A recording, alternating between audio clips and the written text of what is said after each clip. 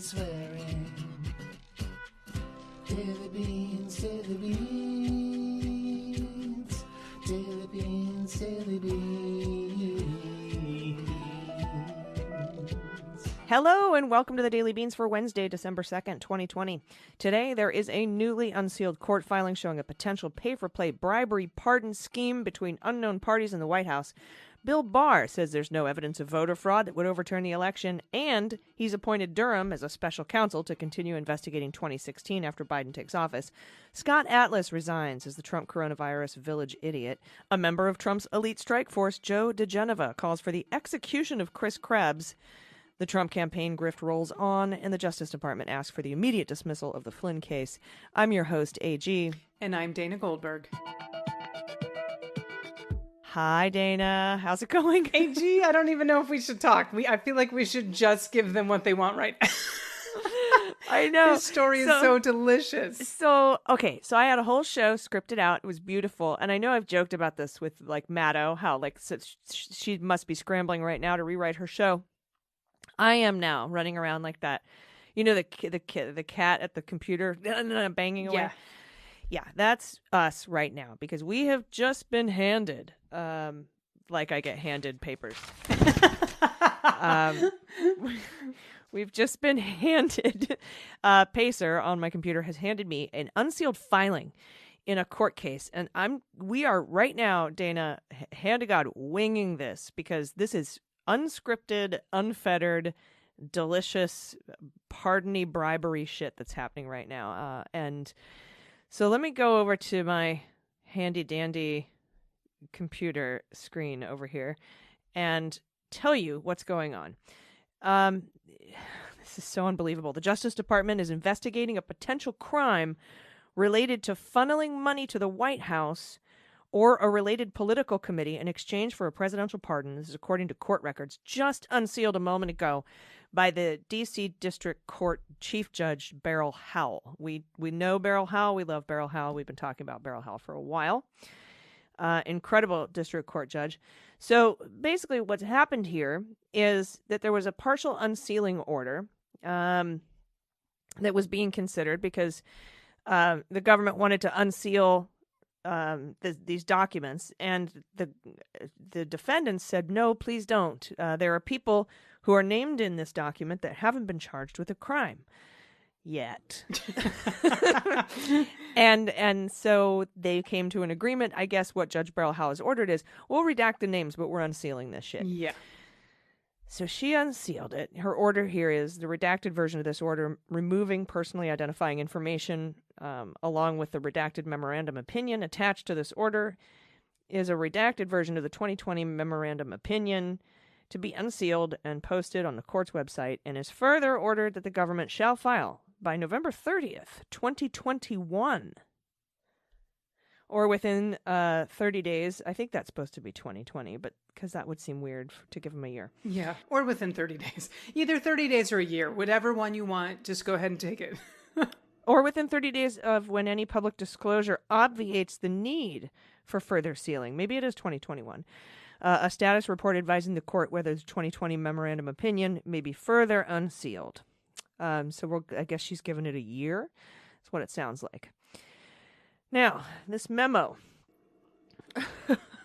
it was filed in August, and it says, pending before the court, in the government's ex parte in-camera application, seeking authorization to review certain attorney-client communications between and among blank, blank, blank, and blank, and their agents, based on a crime fraud finding, or alternatively, a finding that there was no attorney-client or other privileged relationship protecting communications involving blank. So the crime fraud exception, Dana, it means that, you know, if you've got an attorney and their client talking about something, emailing about something, calling about something, texting, and there's a crime that they're talking about, or no longer covered, committing a crime, no longer is that covered by attorney-client privilege. That is the crime fraud exception. So what the judge is saying here is that there's enough evidence of a crime here And the crime is bribery, because what they're saying is that over 50 digital media devices, including iPhones, iPads, laptops, thumb drives, computer and external hard drives, totaling several terabytes of data, seized email communications have been identified, indicating additional criminal activity. Wow. Mainly, one, a secret lobbying scheme in which blank and blank acted as lobbyists to senior White House officials without complying with the registration requirement of the Lobbying Disclosure Act to secure a pardon or reprieve of sentence for blank. And that little redaction looks about the length of Michael Flynn's name. But I'm just guessing. Oh, I would also think that maybe, I don't know, it could be Jay. Do you think it could be Jacob? That moron, Jacob Wall? No, I don't think so, because I think he's being charged in state court. Ah, okay. I'm learning so much right now. So all the listeners, we're all in the same boat right now. We're going to learn from AG. And two, the crime here, a related bribery conspiracy in which blank would offer a substantial political contribution in exchange for a presidential pardon or reprieve of sentence for blank, the same person. And God, swear to God, it looks like Flynn. It's a little too short to be Giuliani. A little too short to be diGenova. But it goes on further to say that this is a convicted defendant. Oh. So that's why I'm thinking Stone, Flynn. I could totally see this being Roger Stone, but it may still, that line may be too long. But I could see this idiot doing that. Yeah, but it looks too long. It looks too short to be Manafort or I can't think of all the convicted felons. There's so many. Yeah. And and then there's a big long redacted couple of sentences using this redacted name as the intermediaries, plural, to deliver the proposed bribe. Bribery for pardon scheme. Oh. The government now seeks a court order so that the investigative team may access these communications, confront blank, blank, and blank with the facts recited herein, and take any other investigative steps needed to complete its investigation. Whoo, buddy. And the rest of this looks like a barcode. Yeah. Then it says, under consideration, supplemental governing filing August 26th, and the government's motion is granted. So we see that the crime fraud exception applies here. So attorney-client privilege is not okay. So you get all the terabytes of emails and hard drives and thumb drives and iPhones and iPads, notwithstanding any attorney-client relationship that blank may have had with either blank or blank.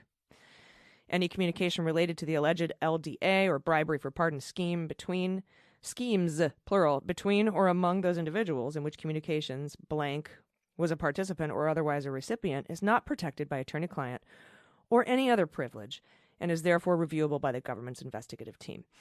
Then you're right. Background.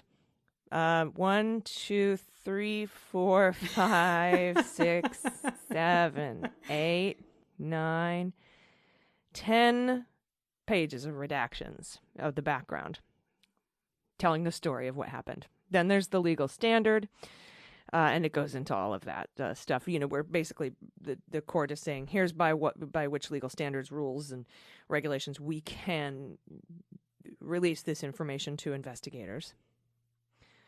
Each of the email communications submitted by the government in support of this instant motion was directed, copied, or forwarded to blank, who is not an attorney. That might be Giuliani. I'm just kidding, Yeah. because he doesn't technically have his license right now, but I'm sure it's not. The attorney-client privilege applies only when the participants is an attorney or a member of the bar. Okay, he still is. And thus, none of blank's email communications with blank alone are privileged. Further, none of blank's emails communications which blank and blank participated in are protected by attorney-client privilege. Unless blank himself is an agent of blank, who is an attorney and was retained and paid by blank. So... This is the funnest Mad Libs ever. Like, just pick a noun, pick someone in the administration, and put it in there. You're probably going to be right. Manafort? Is it Manafort? Is it Flynn? Is it Manafort? Yeah. So this is just going through all the ways that attorney-client privilege doesn't apply. What I don't see is anything about executive privilege, meaning this might not be communications with the president. And it seems like if there were, they would say, oh, no, executive privilege. Of course, there would still be a crime fraud exception to that. So for the ongoing reasons, email communications between and among blank, blank, and blank, or any agents of these individuals that were sent, copied, or forwarded to blank in connection with the alleged bribery scheme, bribery for pardon scheme, described in the government's motion are not covered by attorney-client privilege. I've got a couple of people, insiders, looking to talk to some U.S. attorneys general to see if we can get any more information on this. And we don't know if the bribe happened in August. We don't know any of that. We just know that this was filed in August, and now it's being unsealed. It's been going on for a while. Now, this brings up the question. If this was Flynn, or if the pardon has been granted, or if it was Stone, or if it was Manafort, Manafort hasn't gotten a pardon yet, then are those pardons corrupt? Yes. If they, I was just saying yesterday, this could be a bribery crime on behalf of the president, the person issuing the pardon, because they're accepting a thing of value. In this case, money. Now, here's the funny part, Dana. I talked to Elie Honig earlier today. We were just discussing pardons in general. And he said, look, we don't know if Judge Sullivan in the Flynn case is going to come out, and he's probably just going to drop the case because of the pardon. But he will review it, and he will make a decision. And he could say in his decision, he could give this long decision about, here's why this sucks, and reveal all the crimes that Flynn committed. But I have to grant because of the thing in the pardon. And then Elie said it's totally corrupt. It would be as if, Elie actually said this earlier today, and you're going to hear it in the interview in a minute. He said to me, it would be as if somebody went into the White House and said, here's $50,000, give me a pardon. Now we're looking at a document where that actually may have happened. Unbelievable. I mean, totally believable. This seems just like they're the blind leading the blind over there. No offense to blind people. I actually think that you probably have way better hindsight than this entire administration. Oh man. So there are other headlines today. Biden introduced his economic team of advisors today. There are other headlines. I was going to go through all that. We might save that for tomorrow. It was very good to watch that. It was very comforting. Bill Barr, who has been largely missing in action over the last few weeks, was the lead story. You know, I'd been saying Trump might have been bothering him to pen an official Office of Legal Counsel memo to allow Trump to pardon himself. And my guess was Barr wasn't going to do that. But if that weren't enough to put the final 49 days of his job in danger, he probably just put that last nail in the coffin today. He told the Associated Press that there's not any fraud, no voting fraud. Which I found interesting. I mean, he's doing his job, but he doesn't have his pardon yet. You know Donald's going to be pissed as hell. That's what I said. And then, boom, lo and behold, we learn Barr actually appointed Durham as a full special counsel, just like Robert Mueller was, to investigate the investigation, to the oranges, as we say, of the investigation. And so now, and I talk a little bit about this with Elie later, but this is clearly just a way, because normally what happens when new president comes in, he'll get rid of all the old attorneys general and appoint his own attorneys general, right? And that's normal. And so we would assume that Durham would go bye-bye. Well, now he's a special counsel, so he has the full authority of a U.S. attorney, and he can't really be fired without it looking like obstruction of justice, just like if Trump had fired Mueller. Oh, he's such a dick. There's a dick move. It's super dick move. But this does make it, this voter fraud thing is really interesting. It makes it really hard for now Republicans, like prominent Republicans on the Hill, Lindsey Graham and Mitch McConnell, now have, I feel like this is Barr providing political cover for them to come out and say Biden won the election. Right. Yeah, I mean, it definitely will. We'll see what happens with that.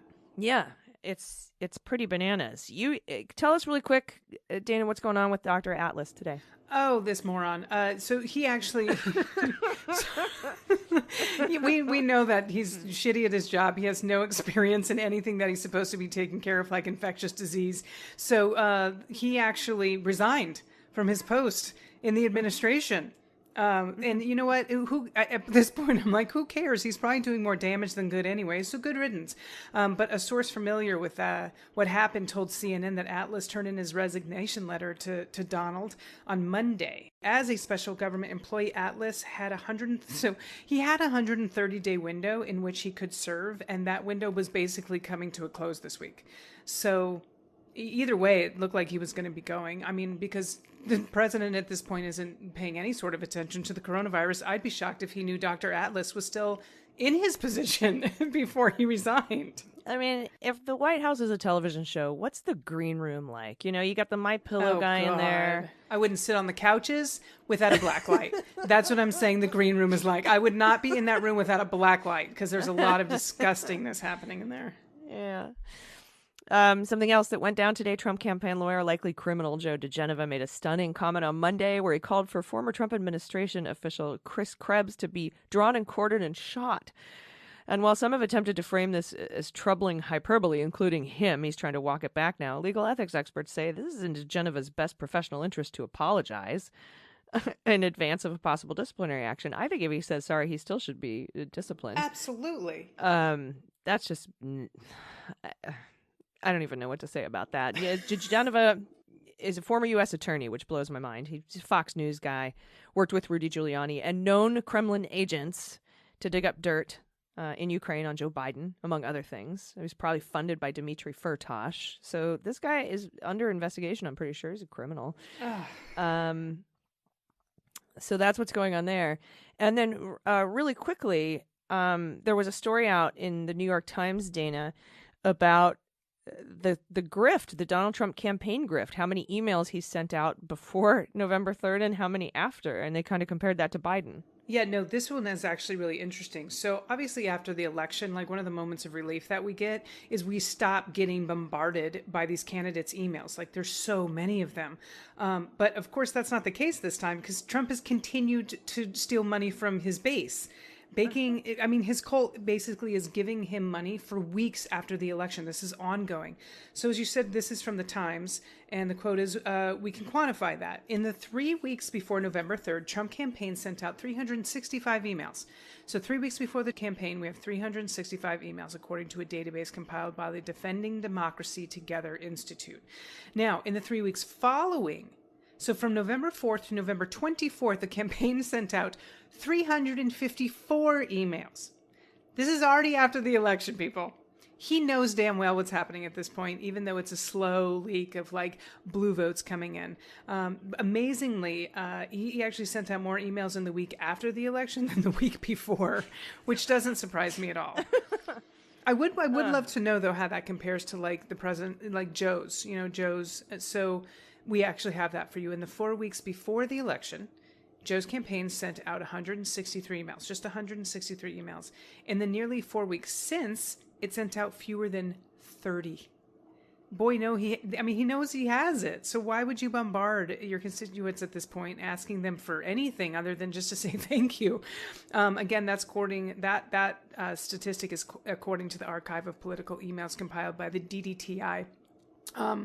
Basically, we know that the rationale for Trump's request isn't mysterious. I mean, he has been noted. The focal point of these emails from the president's campaign is that readers should make a contribution to help fight his loss. All this voter fraud. Give me your money to fight it. Now, at the beginning, the money that was donated went not to legal challenges or recounts, but instead to retire campaign debt until a donor hit the federal contribution limit. So they were paying off his campaign debts. And from what I understand, he still has about $850,000 out in rally debts that he hasn't even paid. Then after that is done, the money would go to the Republican Party. Still not to fight voter fraud or whatever he thinks is going on out there. After this was publicly reported, the initial recipient was changed to a new political action committee formed by Trump. Of course, so what did he do? He started basically a shell company, like he does with everything else, to put this money somewhere. Yeah, it seems very typical. The fraud, the grift continues. And finally, the Department of Justice has filed its motion to dismiss the Flynn case, which is starting to get very interesting. Yes, it is. In light of this new news. Based on the recent Trump pardon, Bill Barr, again, says there's no evidence of voter fraud. We talked about that a little bit at the top, but I'll be right back to go over that with Elie Honig. And again, keep in mind that what Elie Honig proposes, which is what just happened in real life, we recorded this before the news dropped, an hour before. So keep that in mind as you listen to this now old interview with Elie Honig. We'll be right back. After these messages, we'll be right back. Hey everybody, it's AG for the Daily Beans. I want to tell you about my favorite new life hack. It's the most useful app on my phone right now. It's called Blinkist. If you're like me, you're constantly on the go, and finding time to read or work on personal development is hard. Well, Blinkist is designed to solve this problem for you. I recommend checking it out. It's a really unique app. It works on your phone or your tablet or your web browser. It takes the best key takeaways, the need-to-know information, bottom line up front, from thousands of nonfiction books and condenses it down into just 15 minutes that you can read or listen to. A lot of successful people are known to be voracious readers, and Blinkist makes it easy for busy people who want to get the main points of a book quickly and start using that information right away. What I use it for, it's got an audio feature, by the way, so you can listen to these 15-minute books while you're walking or driving or working out or whatever. 12 million people are using Blinkist right now. It has a massive growing library, and it includes self-help books, business, health, politics, history books. Blinkist has the latest titles from bestsellers, as well as classic nonfiction titles you've always meant to read but never had time to. What I use it for is in less than 15 minutes, I get the main points of a book, and that helps me evaluate which books I want to read in full later. I've recently read Accidental Presidents by Jared Cohen. I highly recommend it. With Blinkist, you get unlimited access to read or listen to a massive library of condensed nonfiction books, all the books you want, all for one low price. And right now, for a limited time, Blinkist has a special offer just for our audience. Go to Blinkist.com/beans to try it free for 7 days, and you'll save 25% on your new subscription. That's Blinkist, spelled B-L-I-N as in Nancy, K-I-S-T, Blinkist.com/beans to start your free 7-day trial, and you'll get 25% off when you sign up. But only when you do it at Blinkist.com/beans. All right, everybody, welcome back. Joining me today to discuss a couple of things going on with Bill Barr and the Department of Justice is former federal and state prosecutor Elie Honig. Elie, how are you? Good. As often happens when we're talking, Allison, it means my head is spinning and something crazy just happened. Actually, it's a pretty good barometer. If AG calls, that means it's been a crazy day. I think a lot of people share that sentiment. I usually pick up the phone and I'm like, all right, Frank Figluzzi, Joyce Vance, Elie Honig, what's the deal? Right. And exactly. so the first thing I want to talk about is something happened Monday, which was the Department of Justice's motion to dismiss the Flynn case. And you and I have been talking about the Flynn case for a long time now.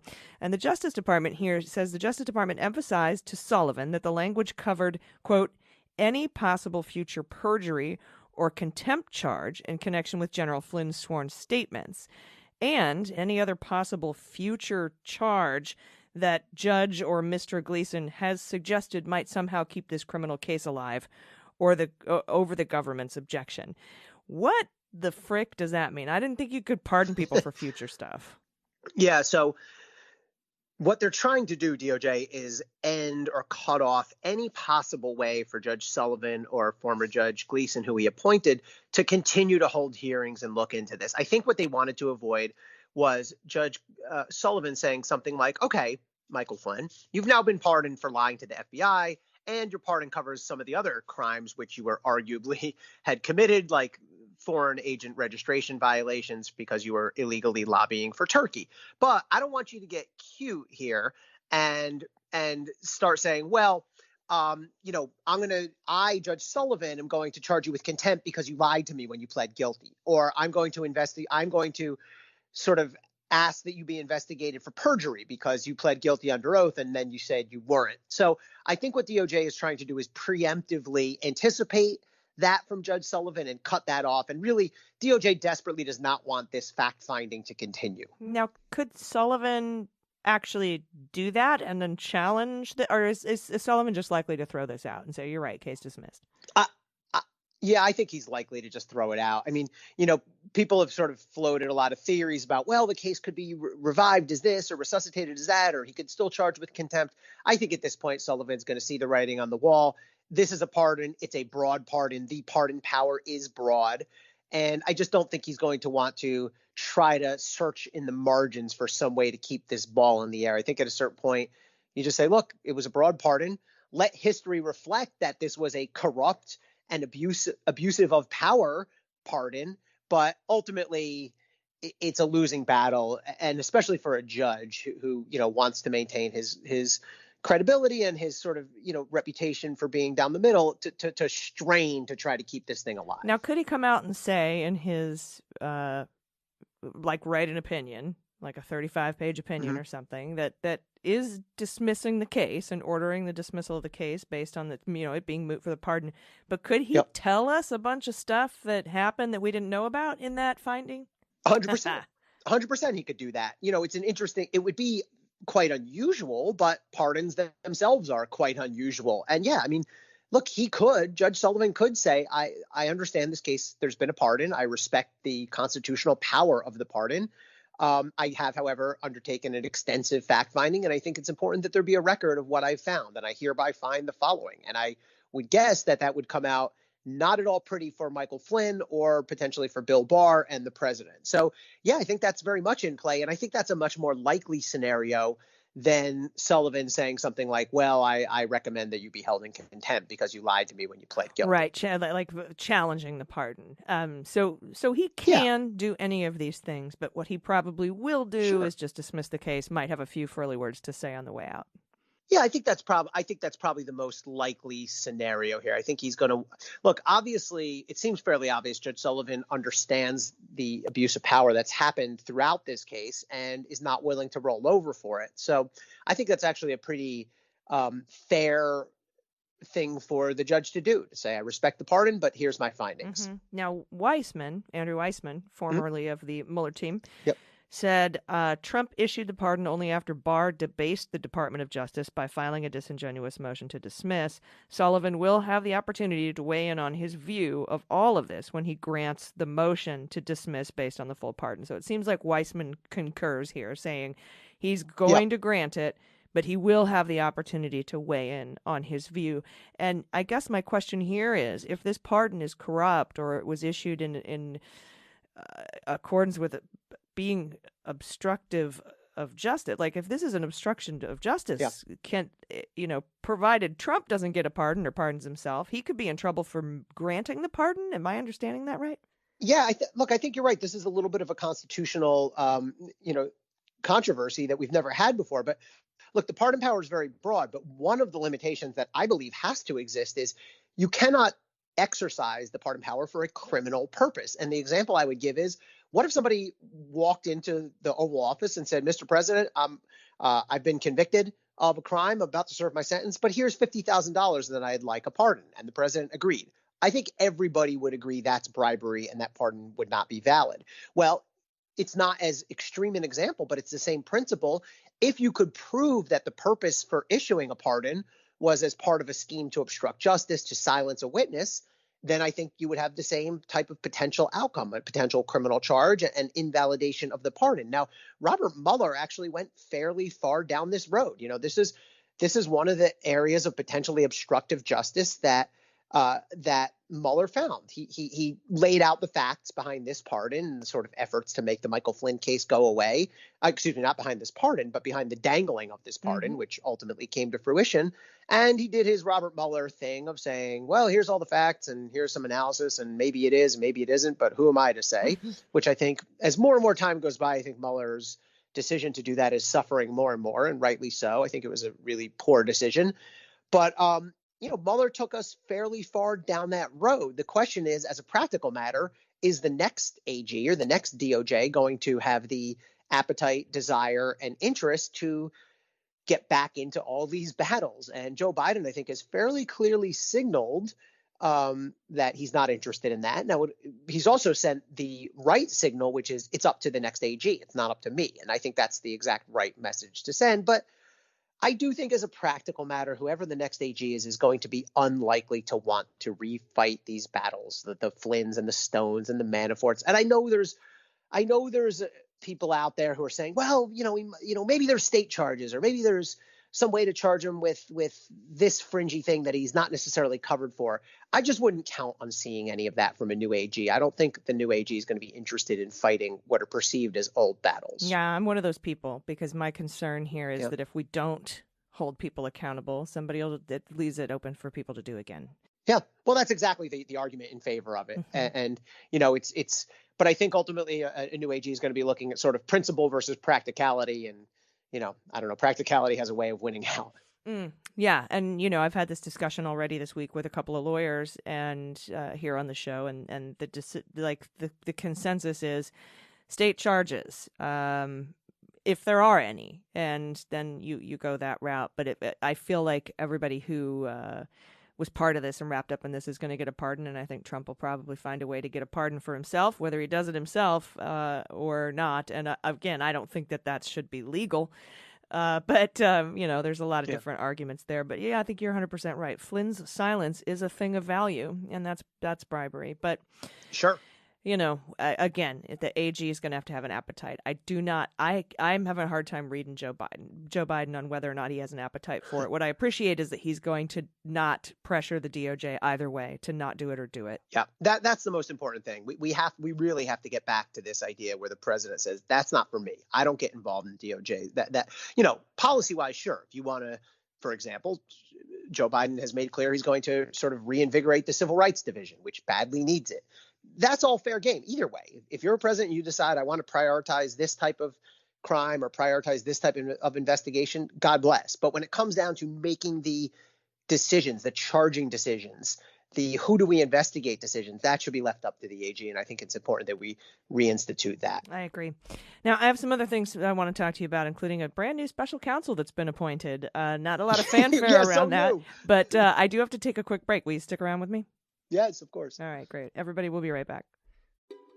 Hey everybody, it's AG. This segment of The Beans is brought to you by American Giant. Did you know in 1960, 95% of the clothing that we wore is made in the United States? Today it's only 3%.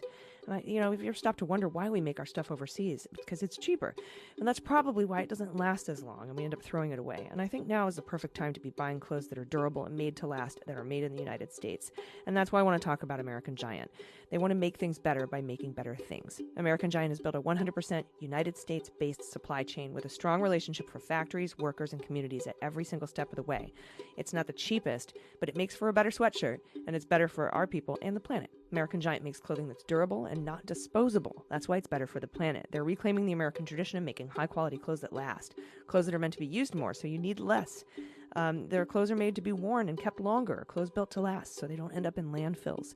I recently got their fleece trucker jacket, which I love. It's so warm and cozy and very comfortable. And best of all, it was made right here in the United States, supporting local communities. So check out American Giant and get the best, most high-quality clothes on the market and get 15% off your first order when you use promo code DailyBeans at american-giant.com.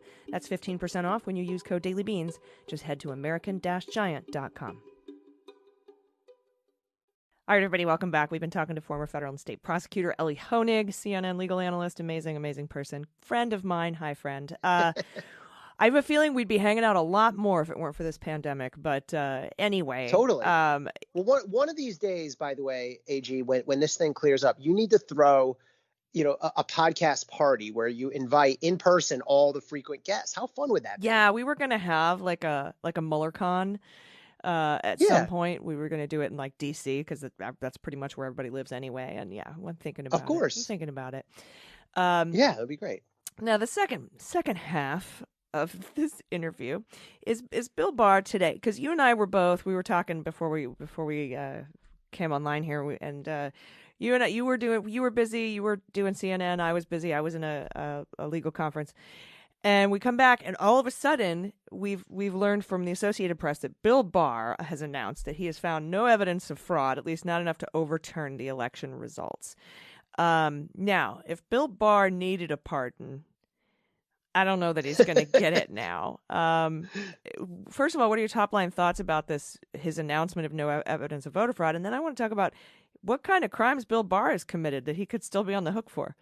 So on Bill Barr's statement today that he's found no evidence of widespread voter fraud. I mean, look, when Bill Barr tells you it's over, it is over, right? I mean, of all people, and this should really be the end of all the conspiracy theories that the president has been trying to spin. I mean, let's not forget, Bill Barr has a almost 2-year-long record of just twisting and distorting the law and the facts at every turn to support and protect Donald Trump. And to have that person come out and say it just ain't there, that's devastating to the president. And by the way, he's far from alone. I mean, in various different manners, Chris Wray has said that as the head of the FBI before the election. Chris Krebs, the head of cybersecurity, said that before and after, and then got fired for it. So, boy, I don't know whether to bang my head or laugh when I see Rudy Giuliani and Jenna Ellis's statement immediately after Barr's statement saying he doesn't know what he's talking about. They haven't investigated. I mean, come on. Like, who are you gonna bank on here? Who's gonna find the evidence? Rudy and Jenna Ellis, who, by the way, keep getting kicked out of court in more and more dramatic fashion, or the entire United States DOJ. I mean, if the entire U.S. DOJ, I know Rudy's got an elite strike force, but I'm going to bank on DOJ. Thank you very much. Yeah, I think one thing that's interesting is that his announcement, Bill Barr's announcement of no voter fraud, really puts prominent Republicans now between a dildo shop and a crematorium, if you will. Like that's a new right. Forget about rock in a hard place. That's a brand new saying. Yeah, because now Graham's come out and said, "Well, I trust Bill Barr. We'll see." And Mitch McConnell totally dodged the question when Manu Raju asked him. Ron Johnson Ron Johnson was like, "No, we need to keep investigating." Yeah, he needs his fucking pardon. That's what's going on with Ron Johnson. For working with, getting Russian intelligence, debunked Russian intelligence and introducing it into the Senate Foreign Affairs Committee. But whatever, neither here nor there, Ron Johnson. Yeah. But so now that these Republicans kind of have to be like, okay, well, if Bill Barr says so. Oh, totally. Look, it's a first of all, it's a Manu Raju special. Manu will now be able to run around Capitol Hill for the next several days, as he absolutely should, asking every member of the Senate, especially Republicans, well, Bill Barr said it. What do you think? And, usually Republicans either run away from Manu or say, I haven't seen that. I'm not aware of that. But they're not going to be able to say I haven't seen or I'm not aware of this. So, I think it just ever so slightly or more than ever so slightly, but I think it incrementally moves the needle even more in the direction of only increasingly desperate sort of lackeys and sycophants can continue to cling to the president's wild narrative. And, every time a person jumps ship, we get closer to putting an end to this madness. So this should help. It's one big rat. I'll tell you that. Yeah. Now, here's something else Bill Barr did while you and I were legalizing elsewhere. He has announced that back in October, before the election, he actually appointed Durham as a special counsel. And I thought, my first thought, knowing what I know about special counsel investigations, which is a little, hey, weird. Why would you elevate him to special counsel? Because special counsel just gives you the power of U.S. attorney, and John Durham is a U.S. attorney, for 49 more days. Right. So what do you think's going on here?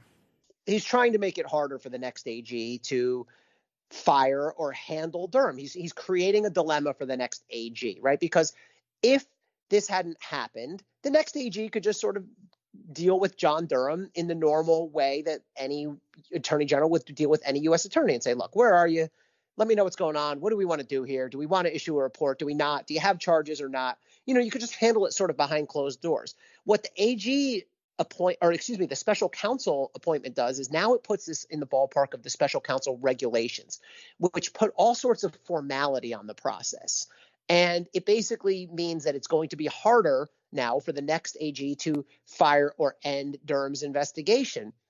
It's funny. You could think of it. I heard someone refer to it as like passing the hot potato. It's not so much passing a hot potato as passing just like a rotten dud of a tomato or potato, excuse me, right? Like there's obviously nothing there. They're obviously not going to be able to recognize the fever dreams of indicting, all the people who the president is always tweeting about, all the big names that we read about. They may pick off people here or there, or make some bad findings about people.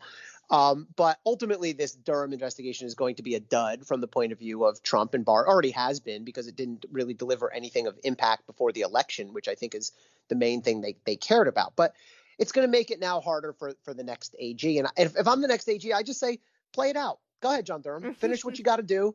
Issue a report.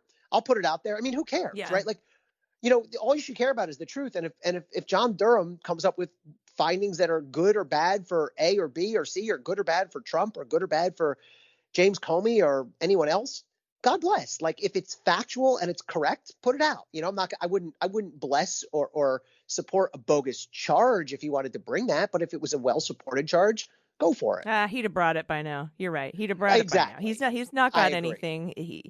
I feel like this is just driving a stake in to leave beyond. inauguration day. To just keep to keep a narrative alive. Unfortunately, it's at the expense of the taxpayer, and we're in the middle of a pandemic right now. People are in food lines, for God's sakes. But it's annoying. He's passing what we used to call at the SDNY. He's getting rid of a dog, right? Like people at the SDNY and prosecutors everywhere are pretty good at passing off cases that they realize are junk. The excuses people come up with. I've had cases when I was a newbie at the SDNY, people will go, oh, yeah, I think my wife may know the third cousin of one of these defendants. So, I'm going to have to get off of this case and hand it to somebody else. You learn to identify those dumps of those dog cases.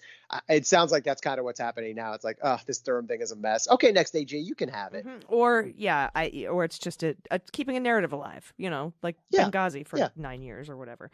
Right, they're never going to let 2016 go, ever. They aren't. They are not going to let it go. They're just going to keep harping on it. And I feel like it's kind of like, how Trump has been turning appointee positions into permanent federal career exempt positions, so that it's called burrowing, so that they're harder to get rid of because they're not political appointees. This is the burrowing of a U.S. attorney, of a Trump U.S. attorney. And Durham wasn't doing him any favors, honestly. I mean, Durham's kind of a mob investigator guy. Wouldn't it be funny if it came back to bite him in the ass? Yeah. I mean, Durham has shown that he's, I believe, I mean, I have some problems with Durham. I think he, I think he has really twisted. He went out of his way to make a public statement about the origins of the Russia investigation that I thought was inappropriate. And I fault him for that. But I also think he's not willing to go crazy and make things up. And you would need a grand jury, a federal grand jury to issue indictments anyway. You could, remember what happened to Andy McCabe. They really wanted to indict him, but the federal grand jury is like, if you don't you can't just decide as a U.S. attorney to indict someone. You have to have a federal grand jury hand the indictment. If they don't see anything, they're not going to do it. Yep. No, I think that's exactly right. Look, again, you can twist, you can distort. I don't endorse it, but people can twist and distort, and they do all the time, or not all the time, but Bill Barr did all the time. But you can't make stuff up, and you can't bring a charge if you just don't have anything. Yeah, and he doesn't. All right, well, this has been fun. Next time my hair is on fire, I'll call you, and and we'll talk some more. As always. Everybody, Elie Honig, former federal and state prosecutor, CNN legal analyst. I appreciate your time. Thanks, AJ. You too. Have a good one. All right, everybody, stick around. We'll be right back with the good news. Hello, everyone. It's AG for the Daily Beans. This portion of the podcast is brought to you by Echelon, providing the best in connected fitness at an affordable price. And that's the big important part, the affordable price part. If you're like me, the gyms are closed down, you're starting to feel a little sedentary, you want to get back into action. And it's been really tough. But that's why you should check out Echelon. Personally, when I'm not being active enough, I get restless and irritated. I'm quick to anger. It's just workouts are so important for my mental health. And that remedy is the rush of endorphins from exercise, the feeling of accomplishing a great workout. And Echelon prides itself on being able to help you achieve your fitness goals, too. Their service is amazing. First of all, one Echelon membership lets up to 5 household members enjoy all the benefits. I love the massive variety of equipment and programs they offer. Echelon has connected bikes that spin studio bikes. It gives you an immersive studio experience. They have smart rowers where you actually get to row down waterways around the world. And they have the Reflect smart mirrors for personal training at the touch of a button. And there's just one app to connect them all. It's very Lord of the Rings. Echelon United provides access to all content throughout Echelon's products. They have thousands of on-demand classes available with over 30 accredited world-class trainers. And they have guest and celebrity pop-ins all the time. You can work out with the Echelon community and compete against them, so there's a little healthy competition. And Echelon has been featured everywhere in Women's Health, Cosmo, Time, People. Wall Street Journal says Echelon has cracked the code. Yahoo Finance says Echelon is where fitness and technology unite at a price you can afford. Again, there's that thing, the price you can afford. Very important. So if you want to turn things around and get in the best shape of your life, check them out at echelonfit.com today. All right, everybody, welcome back. Time for the good news. All right, it's that time of day again, Dana. I mean, we've already had some. Let's be honest, we've already had some good news. This I'm still just so blown away. I can't relay the magnitude of this bribery scheme for pardons. It's you could start a whole new podcast on it. And you know what? Hell, I just might. You know what? You might as well. It's amazing, though, that they think, obviously, they've seen up until this point, they're like, oh, they got away with that. No consequences. They got away with that. No consequences. So you know what? I'm going to do it. Because apparently there's no consequences. And, well, someone's about to go down for this. Yeah. And if, oh my God. Oh, and I just saw an interview with Adam Schiff, by the way, on Ari Melber, which might make you feel pretty good. You know, Trump pardons himself and he pardons Flynn, he pardons all these convicts. Bribery is a state crime. Nice. And state and local courts, District of Columbia, for example, Oh, it's beautiful. could bring local charges. So that's fascinating. I believe the district attorney of the District of Columbia is Racine. So this could very easily be handed over by the Biden Justice Department to a state for bribery charges. Oh my goodness. Whew. Don't flirt with me on air, AG. Stop flirting with me. Sorry, I know. All right. Okay. Good news. Now, on to the good news. I'll kick us off. This is from Natalie, pronouns she and her. Natalie says, inspired by the boiling frog in the bra from today's episode. Sometimes I wonder if somebody's like a brand new listener and we've got all these inside jokes. Like, you know, I'm like, oh, the boiling frog in the bra and big dick toilet wine were hanging out the other day. And, you know, everyone's like, I'm lost. I wonder how many listeners we lose just based on that alone. Anyway, inspired by the boiling frog in the bra from today's episode, I also suddenly discovered that none of my bras fit anymore after spending months not wearing a bra at all. I wonder how many people like jumped up and tried their bras on. I've not been wearing a bra at all, or only a loose bralette if I really had to leave the house. Since it had been so long since I wore a bra, the first time I put one on and my boobs spilled over the top, I assumed the old saying that not wearing a bra actually helps your boobs gain more natural lift was true. I walked around for maybe a week assuming my boobs were just magically more lifted, and that's why my bras seemed like they were too small. It was an optical illusion because of my new boob lift. Then I tried to put on jeans. Finally, I had to admit I've gained some more quarantine weight than I thought. I guess I need to go bra shopping. I like the positivity, Natalie. You're like, no. It's spilling over the top of the cup because I haven't been wearing a bra, so I have a natural, youthful lift to my breasts now. I'm going to go with that. Wouldn't that be lovely if that's the way that worked? My goodness. Yeah, I'm going with it. I like it. Yes. I like it. All right. Thank you, Natalie. Our next one comes from Lizzie, pronouns she and her. Hey there, just listened to today's episode, and I have a little bit of an answer to a question you had after some good news. You see, I'm also hella pregnant, 35 weeks, and I have a few friends who are also pregnant all over the U.S. Oh, good. I want to hear this. Doctors' private offices will have a lot of different rules. One of mine allows partners but not children, and another doesn't allow anyone extra unless they're there to aid a person with a disability or to translate. This means my husband can't come because he stays home with our 14-month-old, but he went to every appointment for that one, so he doesn't feel like he's missing out much. Very sweet. For the actual delivery, most hospitals at this point will allow the partner or one extra person.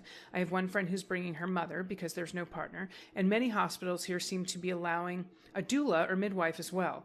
I don't know anyone using a birthing center, so if they're using one of those, I don't know how they're handling the pandemic. I truly wish all pandemic parents well. I feel like there are a lot of us, and we'll all get through it.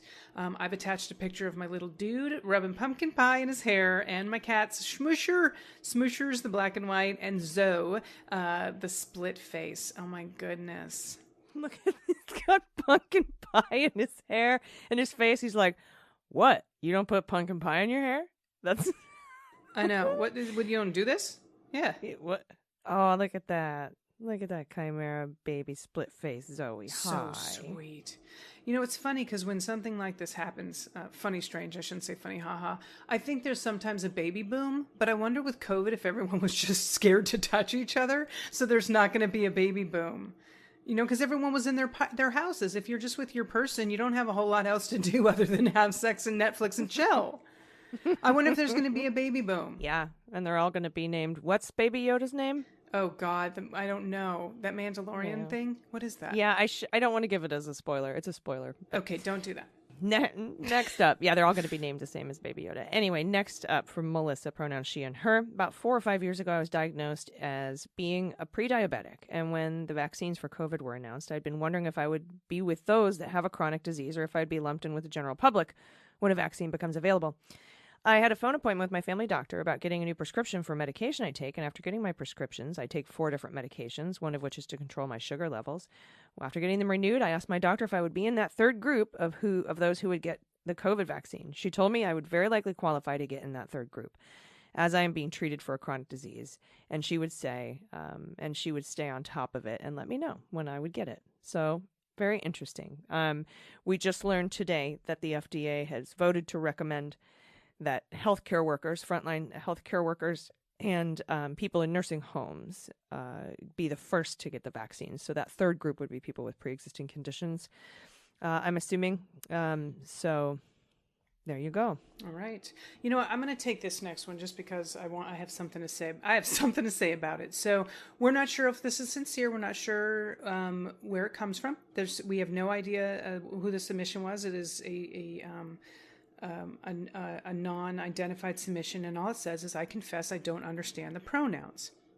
Now, you can explain why you have them for your show, but I would love to have just a little talk about pronouns with the listeners, since someone I absolutely love just came out as trans, and that's Elliot Page. Yes. Yes. So you can say why the pronouns are important to your show, and then I'll add an addition. Yes, I will. I was counseled by several trans folks that I know that I'm very close to in personal life. And a lot of people had the same question, why would somebody who's cis or straight or not ever having had an issue with pronouns or wanting to change their pronouns, put their pronouns in their profile or say what their pronouns are? And I was counseled that it is a sign to everyone that you are accepting of everyone's pronouns and these are yours. And briefly, you can, if this is a serious inquiry, and because we do have listeners from all kinds of backgrounds who might not know why people give their pronouns or what it's even about. But Dana, if you want, that's why we do it on the show. But if you want to explain, what it's about, please. Well, I think that where I'm coming from is that I think no one has a problem with the she and the him. That doesn't seem to have a problem with anyone. Those are the pronouns we're used to: she, her, he, him, and it's the they and them that I think people get caught up on. And I think there's some listeners, if they're honest with themselves, that even if they're very open, they're not bigoted, and they want people to be identified as they'd like, they get caught up on it because of the way we were taught grammar in our entire lives. And so we've always been taught that they, them is a plural pronoun. Now, this is what I would say. When you were young and there was a ring at the door, someone knocked on the door, and you'd go to the door, and your mom would go get the door. And you would go, Mom, someone's selling, or, Mom, someone at the door. And your mom would respond, what do they want? She wouldn't know the pronoun. She wouldn't know the gender. She would say, what do they want? Even though you said someone is at the door. We've always used they and them. I think the people that have a hard time with it, understandably some people have a hard time with it just because they want to be assholes. But I think it's the way our grammar was input. And so as someone that is part of the LGBTQ community, and even though I'm not trans, I very much fight for my trans community and my non-binary and gender non-conforming. I think that it's important, as people try, we have to remember the intent behind it. And for those people that are genuinely trying to, we correct them softly. And I think that is really important. I saw a really great video. It was like a TikTok or just a quick short video of a guy walking down a street, and it was like satirical. Like, I don't understand these pronouns things. Why someone would want to be they and them. They and them is plural. He and him and her, and that's singular. It's just, I don't understand why. Just grammatically, it doesn't make any sense. And then he walks up, and there's a wallet sitting on a railing, and he goes, "Oh, whoa! Somebody left their wallet here, huh? I wonder who left this. Well, I hope they find it." And he sets it back down and then just keeps on walking like, I just don't understand. Right. It's such a brilliant way. I hope they find it. Don't know the gender, so I'm just going to say it that way. And the way we were taught and raised grammatically would be to pick up the wallet and say, oh, someone left his or her wallet here. But who the fuck really talks like talks like That's exactly it. God, I would be way more irritated with people that walked around doing that than just try and learn how to say they and them. But for those of you that didn't hear, formerly, and I say formerly because I don't want this to be a dead name, because you should never dead name a trans person. And what that means is using their birth name without their permission. But Ellen Page, formerly Ellen Page, has come out as trans, and we got introduced to Elliot Page the last couple of days, and I just could not be more proud of him. He's very comfortable with pronouns he and they and them. So as we move forward, I'm looking forward to seeing their career and how it changes or how it doesn't change, and just such pride for someone stepping into their truth. So please, if you're listening, and just be kind to people. We never know what they're going through. We never know the battles they are fighting. And so just try and be kind to people. And when they come out and tell you who they are, just try and respect it and celebrate it. That's all I can say. Yeah. And if you make a mistake, correct yourself and move on. That's right. Next up from Jordan, pronouns she and her, some pod pet good news. Our cat Tinsley has had a rough year health-wise. She was diagnosed with pancreatitis and IBD, had to have several teeth removed. Aw, poor pumpkin. And a few weeks ago, I found a mass on her little stomach. The good news is today she had her surgery to remove the mammary mass, what I like to call the itty-bitty kitty tittyectomy. And she's been doing great and living her best life and eating wet food since she's now Princess Toothless. Oh, I'd like to think she enjoys listening to the beans with me every morning. Hi, kitty Tinsley. Oh, a good girl. She leaves a nice pile of what looks like Rudy Giuliani's hair dye in the litter box shortly afterwards. Pod pet photo tags attached, the tiniest bear trap, daring you to rub the belly. Look at her. So sweet. Oh, what a honey. Oh my God. AG, we have more. We have more Frog in the Boiling Water sports bra stories. This one is from Kelly. This is Kelly, pronouns she and her, since AG asked for Frog in the Boiling Water bra stories, sports bra stories, which is my new favorite way to refer to this phenomenon. I just wanted to share that the unnoticed weight change hidden by attire is hella ubiquitous in the healthcare profession. So yes, scrubs are nothing more than workplace pajamas, which is why I love them. So last year I decided to love myself, and I switched from wearing business casual to scrubs at work. Therapists can choose. Unexpectedly, my yoga band and drawstring scrub pants prevented me from even noticing that I had lost over 20 pounds and dropped 3 sizes. I didn't notice until I tried on my job interview clothes in May. In Good News Department, after an assortment of tests, I've just learned I'm not dying. Good. Yay! I'm actually happy to hear that too, Kelly. I know. I was like, holy shit. My chronic condition just decided it would be fun to shake things up. While I try my best not to worry myself about weight loss anymore, this was definitely good news to learn I wasn't super sick in some way. I will definitely be referring to the roller coaster of weight change as being a frog in boiling scrub pants with all my colleagues now. So thank you so much for all of that. For the pet tags, I've included a photo of a pupper.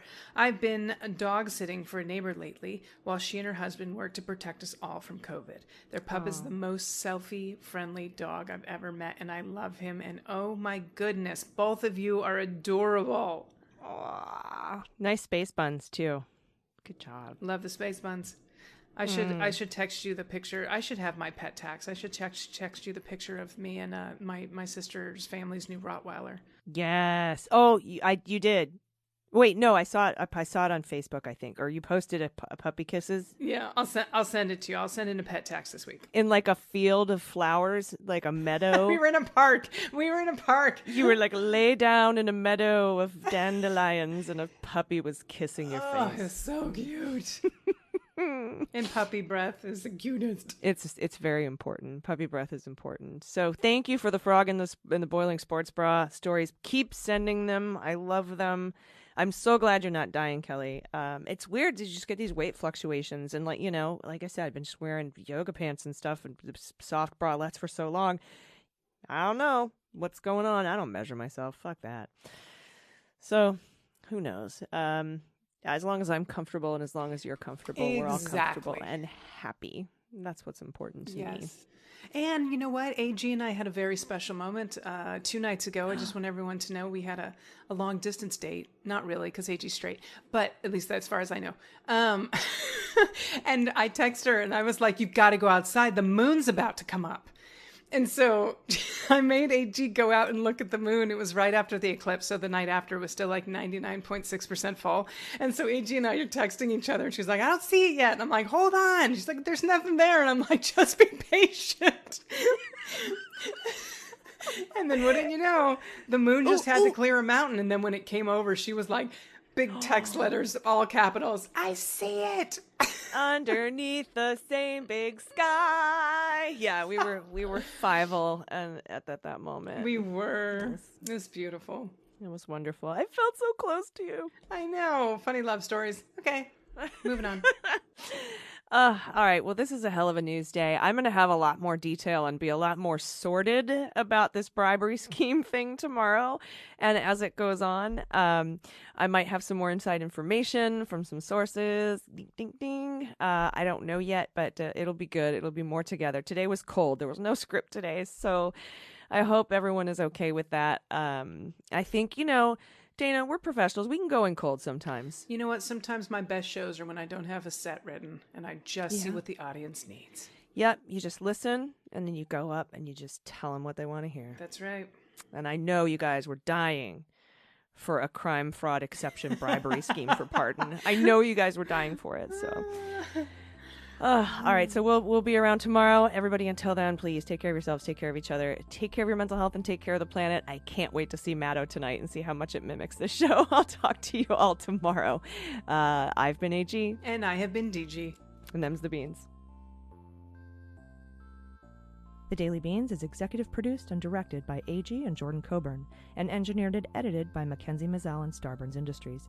Our marketing manager, executive assistant, production and social media direction is Amanda Reeder. Fact-checking and research by AG, Jordan Coburn, and Amanda Reeder. Our music is written and performed by They Might Be Giants. Our web design and branding are by Joelle Reeder with Moxie Design Studios, and our website is dailybeanspod.com.